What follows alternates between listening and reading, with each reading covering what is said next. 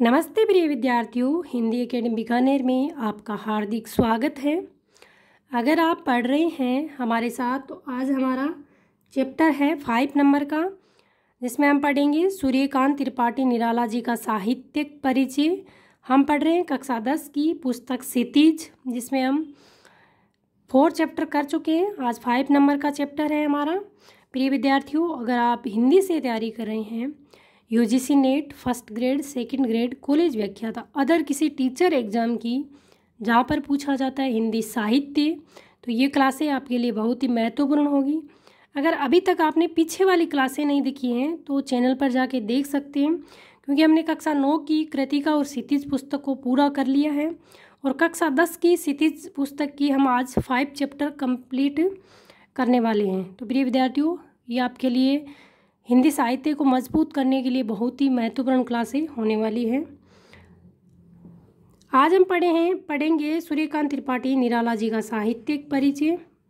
सूर्यकांत त्रिपाठी निराला का जन्म बंगाल के महिसादल में सन 1899 में हुआ था। आपसे पूछे कि सूर्यकांत त्रिपाठी निराला का जन्म कब और कहाँ? बंगाल की महिसादल में 1899 में हुआ।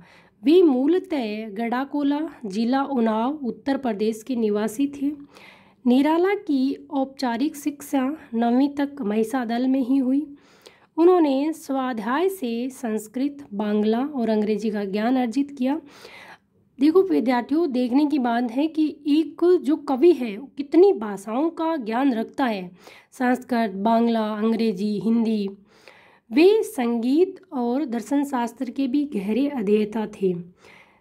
रामकृष्ण परमहंस और विवेकानंद जी की विचारधारा ने उन पर विशेष प्रभाव डाला। तो ये लाइन आपसे पूछी जा सकती है कि सूर्यकांत त्रिपाठी निराला पर किसका प्रभाव था?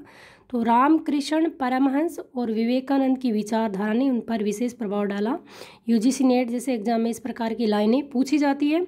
4 लाइनें देके पूछते हैं कि निम्न में से कौन सा सत्य है या कौन सा सत्य नहीं है। निराला का पारिवारिक जीवन दुखों और संघर्षों से भरा था। आत्मीयजनों के असामयिक निधन ने उन्हें भीतर तक तोड़ दिया। साहित्यिक मोर्चे पर भी उन्होंने अनवरत संघर्ष किया। अनवरत का मतलब होता है बिना रुके हुए। सन 1961 में उनका देहांत हो गया। वेरी मोस्ट, उनका देहांत कब हुआ? 1961 में। जन्म कब हुआ? 1899 में। उनकी प्रमुख काव्य रचनाएं वेरी मोस्ट एग्जाम में बनने वाले जो प्रश्न हैं कवियों की रचनाओं से बनते हैं।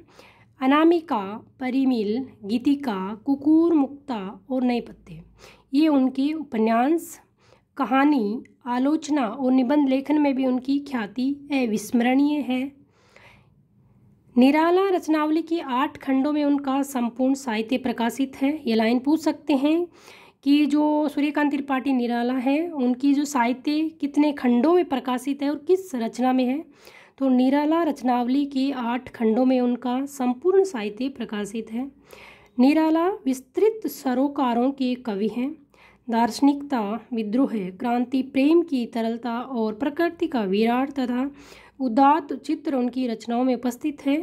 उनके विद्रोही स्वभाव ने कविता के भाव जागृत और शिल्प जगत में नए प्रयोगों को संभव किया। छायावादी रचनाकारों में उन्होंने सबसे पहले मुक्त छंद का प्रयोग किया। वेरी मोस्ट पर्सन आपसे पूछ सकते हैं कि छायावादी रचनाकारों में इन्होंने सबसे पहले मुक्त छंद का प्रयोग किया। प्रिय विद्यार्थियों, आप मुझे बताएंगे कि छायावादी में कौन से कवि आते हैं?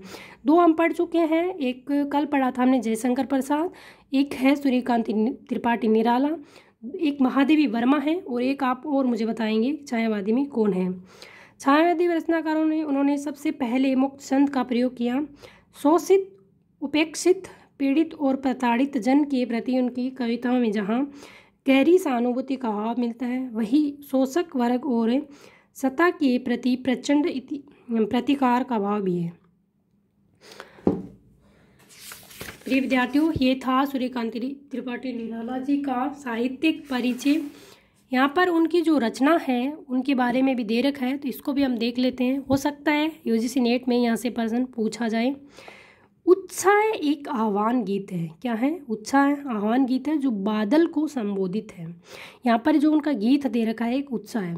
बादल निराला का प्रिय विषय है।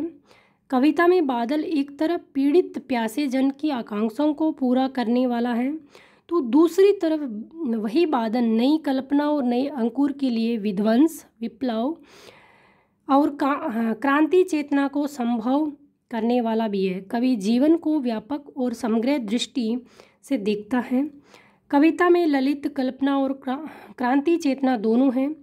सामाजिक क्रांति या बदलाव में साहित्य की भूमिका महत्वपूर्ण होती है। निराला इसे नवजीवन और नूतन कविता के संदर्भों में देखते हैं। अट नहीं रही है। कविता फागुन की मादकता को प्रकट करती है। कवि फागुन की सर्वव्यापकता, सुंदरता को अनेक संदर्भों में देखता है। जब मन प्रसन्न हो तो हर तरफ फागुन का ही सौंदर्य और उल्लास दिखाई पड़ता है। सुंदर शब्दों के चयन एवं लय ने कविता को भी फागुन की ही तरह सुंदर एवं ललित बना दिया है। यहाँ पर उनकी एक कविता दे रखी है, उत्साह है। ये एक आह्वान गीत है, उसके बारे में यहाँ पर दे रखा है, तो इसका विषय आपसे पूछा जा सकता है। प्रिय विद्यार्थियों, अगर वीडियो अच्छा लगा तो वीडियो को शेयर एंड लाइक कर दीजिए। चैनल पर नए हैं तो चैनल को सब्सक्राइब कर लीजिए, और अभी तक पीछे वाली क्लास नहीं देखी तो ज़रूर देखना। जय हिंद, जय भारत।